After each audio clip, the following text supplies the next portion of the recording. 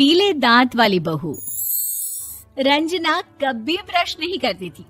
उसे कितनी बार उसके माँ बाप ने डांटा, लेकिन उसका कोई असर उस पर होता ही नहीं था, जिस कारण से उसके दांत पीले पीले हो जाते हैं। शादी के बाद। अरे बहू, वैसे तो तुझ में कोई कमी नहीं है, पर तेरे दांत इतने पीले कैसे हैं बेटा? कैसे मतलब? कोई सर्जरी थोड़ी ना कराई है। वो तो क्या नाम, मैं ब्रश नहीं करती थी तो पीले हो गए। अब क्या करूं? आप कहें तो लाल करवा लूं या फिर काले? यार ये क्या है, क्यों माँ से लड़ रही हो?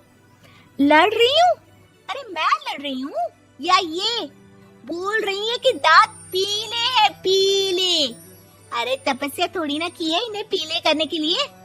बकायदा ब्रश नहीं किया है 20 साल तक, तब जाकर। छी, कैसी बात कर रही हो?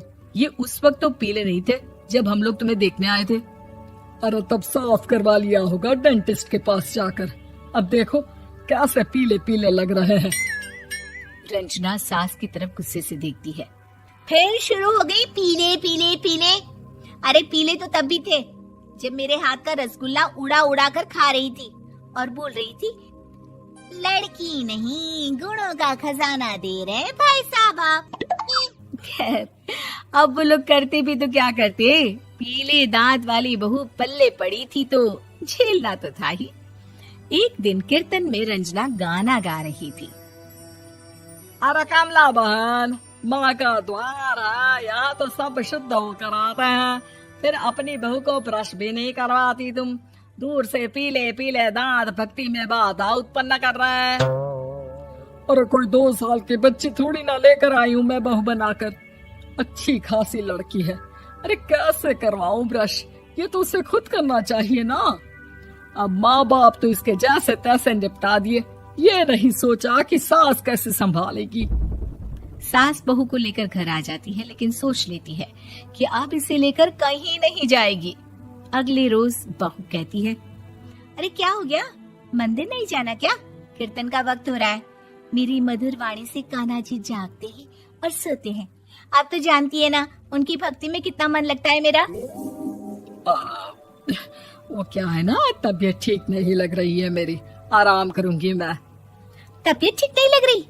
अभी तो मिथुन के गाने पर नाच रही थी आप, और अब बोल रही है कि तबीयत ठीक नहीं लग रही।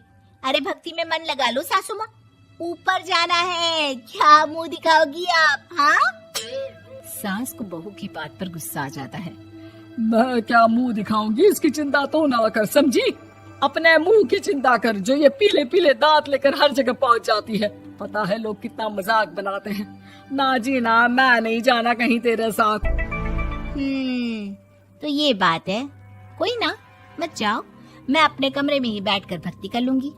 ऊपर वाला दांत थोड़ी ना देखता है, मन देखता है, भावना देखता है।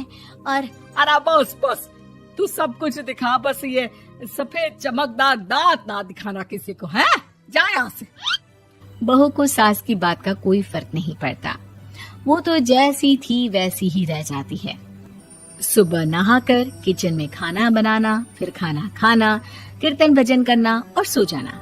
एक दिन, माँ जी मैं सहेली के घर जा रही हूँ, शाम को लेट आऊंगी।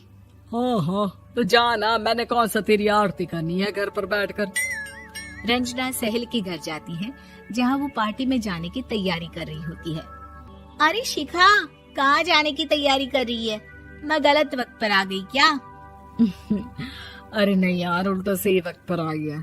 मैंने ये साड़ी और ज्वेलरी निकाली है यार, शाम को इनके ऑफिस की एक पार्टी में जाना है। बताना कैसा लग रहा है ये सब? नहीं यार, इस ड्रेस के साथ तो वो वाली ज्वेलरी अच्छी लगेगी। हाँ हाँ सही बोल रही है, मैंने ध्यान ही नहीं दिया। वैसे तो हमेशा से मस्त फैशन सेंस रखती है। तो बड़ा जाती होगी ना पति के साथ पार्टी में।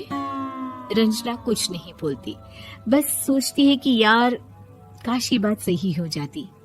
पर मैं क्यों नहीं जाती पार्टी में? क्या इन लोगों की कोई पार्टी होती नहीं होगी? रंजना घर आती है और रात में पति से सवाल करती है, एक बात बताइए, आप मुझे किसी पार्टी में क्यों नहीं ले जाते? क्या आपके यहाँ ऑफिस में पार्टी नहीं होती? पति बेचारा क्या कहता कि दांत पीले हैं तुम्हारे इसलिए। अरे कोई पार्टी होती नहीं हम लोगों के ऑफिस में, तो कहाँ से लेकर जाऊं? और मार्केट, मॉल, कहीं वीकेंड घूमना, कहीं तो। अरे यार, सारे हफ्ते में एक छुट्टी मिलती है, तो सोचता हूँ कि आराम ही कर लूं। क्यों? रंजना मन मार के रह जाती है। पहले कभी सास के साथ मंदिर जाया करती थी, लेकिन वो भी सास ने ले जाना बंद कर दिया। घर बैठी बैठी रंजना बोर हो जाती है। तभी उसे आइडिया आता है और वो मायके जाने का सोचती है।